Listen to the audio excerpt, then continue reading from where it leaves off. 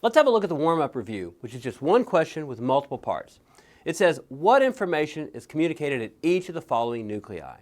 The nucleus solitarius receives sensory information, especially taste sensation from the tongue, as well as some baroreceptor and chemoreceptor information from the carotid sinus and the aortic bodies, and also sensation of gut distension. Then what about the nucleus ambiguus? We said the nucleus ambiguus deals with speech and swallowing. So this is motor innervation to the pharynx, the larynx, and the upper esophagus. And then last, the dorsal motor nucleus, which is misleading because this isn't really a motor nucleus. This sends autonomic information to the heart, the lungs, and the upper GI tract. All right, let's get started with the lecture. Hello everyone and welcome to our Step 1 video on antidotes. So here's a true story. One time in residency, I had a very difficult patient. As I was examining him, I would ask him various questions about his medical history. He simply refused to answer any of my questions. Nothing I said could elicit a response. I came to the conclusion that he was suffering from some form of cognitive dysfunction. He could not even understand simple questions, so I sat him down. I tried to use very simple language to explain to him my findings that I thought that he needed to be evaluated by a neurologist or a psychiatrist. He then called me an idiot and told me that he was deaf. The moral of the story is that some people don't take bad news very well. Alright, so let's move on to our antidotes. This video is all about antidotes. We're going to cover a long list of these, and then we'll basically review the entire lecture again in the end of session quiz. And just like in the previous video, I'm going to go through some clinical scenarios that might show up on the test. Now you'll notice that we're talking about antidotes here, which doesn't always mean the same thing as treatment. Sometimes you'll see a patient intoxicated or overdosed on a specific drug or toxin, and though an antidote exists, the more commonly used treatment might just be a supportive type thing. All right, so let's move on. So our first vignette here, a 27-year-old man presents to the emergency room with tachycardia, dilated pupils, agitation, and poor dental hygiene. Now the description here is a bit non-specific, you probably couldn't get just by that, but this could easily be a patient who has overdosed on methamphetamine. Now people who chronically use meth will often get what's called meth mouth. They lose their teeth due to xerostomia, poor oral hygiene, they usually drink a lot of sugary carbonated beverages, and also bruxism, the grinding of the teeth. So if you see a busted up mouth on a test question, think about meth. So what's the antidote? Well, you give ammonium chloride, which will act to acidify the urine, which will then help with clearance. Now, most of the time we treat the symptoms with benzodiazepines, antipsychotics, or maybe even antihypertensives to decrease elevated blood pressures. Next, we have acetaminophen. So this is found in nearly every household. So what's the toxic dose here? Well, at least 12 grams in a 24-hour period is going to be a toxic dose, and the recommended just maximum dose is about 4 grams in a 24-hour period. Now, the antidote for this is N-acetylcysteine. How does this work? Well, when the body receives too much acetaminophen, a toxic metabolite is produced, and it's called N-acetyl-P-benzoquinone amine. That's a mouthful, so we just say NAPQI. So too much NAPQI will damage hepatocytes. Now usually this metabolite is conjugated by glutathione. So the way this works is that N-acetylcysteine is going to work by replenishing that glutathione. Next, we have salicylates. So this is things like aspirin. So these patients are going to have things like nausea, vomiting, dizziness, and tinnitus. Now that tinnitus is a great clue on a question that a patient might have that maybe they've taken too much aspirin. Now if you were to have a toxic overdose, what would you give? Well, you would give sodium bicarb, and that's going to alkalize the urine and trap that in the urine. Dialysis might also be helpful, but that obviously isn't an antidote. Next, we have acetylcholinesterase inhibitors, or often found in organophosphates. How would you treat that type of overdose? So remember, this is the drooling farmer scenario. So patients are going to have sweating, drooling, and diarrhea. So everything becomes leaky. So the antidote here is going to be pralidoxime. So how does that work? Well, it regenerates the acetylcholinesterase. And then to immediately help the symptoms, you would give atropine. Atropine is an anticholinergic going to fight all the actual symptoms regarding that organophosphate poisoning. So, super segue here, what if you have too much anticholinergic activity, too much antimuscarinic? So what's the antidote for this? Well, these patients will have too much dryness, so they're going to be dry as a bone, blind as a bat, bloated as a toad, those types of symptoms. The antidote here is going to be physostigmine. So remember that there are many medications that cause anticholinergic effects, such as H1 blockers, TCA, certain antipsychotics, and the prototype atropine. Next, we have beta blockers and calcium channel blockers. How would you treat an overdose of these? Well, you would expect to see bradycardia in these patients. Well, glucagon is the classic answer to this question, which really never made much sense to me. Now, the suspected mechanism is that glucagon increases cyclic AMP in the myocardium, which will bypass the beta-adrenergic second messenger system. So atropine is the other treatment that we have to think about. Atropine makes a lot more sense because it actually increases the heart rate. And then the next one is calcium. Calcium can also be used, which can help in contractility and myocardium conduction. So I want you to know all three of those things for beta blocker and non-dihydropyridine calcium channel blocker, or verapamil is an example of that overdose. So glucagon, calcium, and atropine, those can all be used to help increase that heart rate. Next, we have digitalis and digoxin. So arrhythmia is the most dangerous manifestation of a digitalis overdose. And as with many arrhythmias, you want to make sure that the potassium and the magnesium are optimized. You might have to give some of that.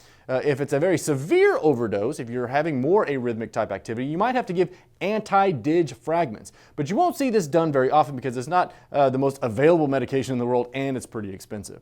Now, most of the time, supportive care is all that you need. Sometimes atropine can be given for any significant bradycardia.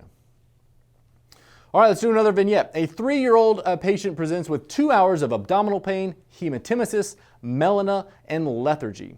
So, and also this patient is suspected of eating a bottle of vitamins. So this is acute gastrointestinal phase of an iron poisoning. So iron poisoning can be quite severe, which can even lead to death, but that's not the only way to get an iron overload.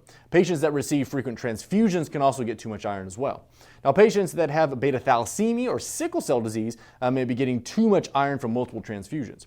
So what's the antidote here? Well, the chelating agent here that we use is called deferoxamine. And we use the Fe and furoxamine to help you remember that you would treat an iron or an Fe overdose with deferoxamine. Next, we have lead poisoning. So lead poisoning can be difficult to catch sometimes. In children, you may see developmental delay or nonspecific GI symptoms. For severe lead intoxication, children should receive dimercaprol and calcium disodium edetate. So that's calcium EDTA. Now, for less severe intoxications, children can be given something called succimer. Penicillamine is a third-line agent only when the other drugs aren't tolerated. Now, this is different in adults. In adults, we tend to use succimer and that calcium EDTA as the first line. Next, we have mercury, arsenic, or gold. You can use dimercaprol or succimer. And there's a nice little hint for dimercaprol. If you think about gold as being a monetary unit and a dime as being a monetary unit, then dimercaprol is helpful then. Then you can also use the 4-letter arrangement of Merc, MERC for mercury as well, and that dimercaprol as well. So you can use that to help remember your dimercaprol for mercury overdose. Moving on to copper, arsenic, and gold, you can use penicillamine. So think about copper pennies, and also for copper overload, you would use penicillamine. So who gets copper overload? Remember, those are going to be our Wilson's disease patients. Also, don't forget those Kaiser-Fleischer rings in the eyes. Okay, so before we forget what we've learned so far, let's do a Lewis Notes matching game. All right, everyone, here we are talking about antidotes again here, and this is just to refresh our memories about all these things, get them really locked into our brains. Let's go through these. First, we have amphetamines, and amphetamines, we're going to be using ammonium chloride to counteract those. Next, we have acetaminophen. Acetaminophen you see pretty often in the ER. You're going to use N-acetylcysteine for that one. Salicylates, so a lot of aspirin overdoses, you might have a lot of ringing of the ears. In that case, you're going to be using a lot of sodium bicarb. So sodium bicarb is going to trap that in the urine. Acetylcholinesterase inhibitor, so these are going to be your drooling farmers. They get exposed to pesticides, so you're going to see that. And you can use a couple things here. The pralidoxime can be used to help replenish the supply, and then the atropine can help with the symptoms immediately. Next, we have the anticholinergic effects. You're going to use physostigmine in that situation. For the beta blockers and calcium channel blockers, you can use the triple therapy here. So you can use glucagon, calcium, and atropine for those right there. For digoxin, most of the time you're trying to just kind of get through that symptomatically. If they're in really bad shape and if your pharmacy has it in your ER, you can use those anti-dig fragments, but I don't see that used too often. Next, we have iron. You're going to use defuroxamine to treat that one. Lead, you can use a combination of things. You could use dimercaprol. You could also use calcium EDTA or Succimer. So you can kind of use that one right there. You could put dimercaprol in that situation as well. Mercury, arsenic, gold. That's going to be dimercaprol that you're going to put on it right there. And then for copper, arsenic, gold, think of copper as those pennies, so you can use penicillamine in that situation. All right, so I hope you got all those and know all your antidotes, and I think you'll be in good shape for the test. Okay, so we're back, and let's do another vignette. So a 53-year-old homeless man presents with confusion, headache, vertigo, and flu-like symptoms. On exam, he has very red-appearing lips. Okay, so not many things are going to cause those red appearing, or sometimes referred to as the cherry red lips. So this is carbon monoxide poisoning. How did this homeless man get carbon monoxide poisoning? Well, we often think of house fires or car exhaust, but don't forget about kerosene lamps, heaters, or even stoves. So maybe he was trying to keep warm by sitting next to a kerosene heater. Now, how do we treat this? Well, the answer is 100% oxygen to try to displace that carbon monoxide, and then you can even use like hyperbaric oxygen if it's available. All right, so next is methemoglobin. So remember that methemoglobin leads to a decreased ability of the red blood cells to release oxygen to the tissues. Now the antidote here is methylene blue, and methylene blue restores the iron in hemoglobin to its normal reduced oxygen carrying state. The other thing that you might see is vitamin C being used, and vitamin C can be helpful, but it's not that helpful in acute toxicity. Next, we have cyanide toxicity. So cyanide acts by inhibiting cytochrome C oxidase. So cells are then unable to use oxygen. So who gets cyanide toxicity? Well, if you've been in a house fire, you might get it. Poison can also occur by inhalation of fumes from burning polyurethane or vinyl, but it can also be found in simple things like tobacco smoke, almonds, apple and orange seeds, and bamboo shoots. Now, those aren't going to kill you right away, but it is a chronic exposure. The other way is if you receive an excess of sodium nitroprusside. So how do we treat cyanide toxicity? Well, first line is a combination of hydroxycobalamin and thiosulfate. Hydroxycobalamin is just a form of vitamin B12, which can actually bind to cyanide and form the harmless cyanocobalamin. Now, another treatment option are the nitrites. So nitrite will convert hemoglobin to methemoglobin, and cyanide loves to bind to methemoglobin. Of course, if you have, you might induce too much methemoglobin, so you get methemoglobinemia. So you'd have to give what? Methylene blue. So you start with that combo of hydroxycobalamin and thiosulfate, and if that doesn't work or if it's unavailable, then you'd go with nitrites. Next, we're moving on to methanol or ethylene glycol. So this is found in antifreeze. It has kind of a sweet taste. So unfortunately, children may drink this thinking it's kind of juice. Fomepizole is your drug of choice here. So how does it work? Well, it inhibits alcohol dehydrogenase. And if you don't have fomepizole, you can actually just use ethanol to compete for the active site, or you can actually use dialysis as well. All right, let's do another vignette. A 22-year-old man is brought into the ER unresponsive. In addition to the depressed mental state, he has decreased respiratory rate and pinpoint pupils. What's the diagnosis? Well, this is likely an opioid overdose, and the best predictor of an opioid poisoning is a respiratory rate less than 12. But on a test question, be on the lookout for those pinpoint, those miotic pupils.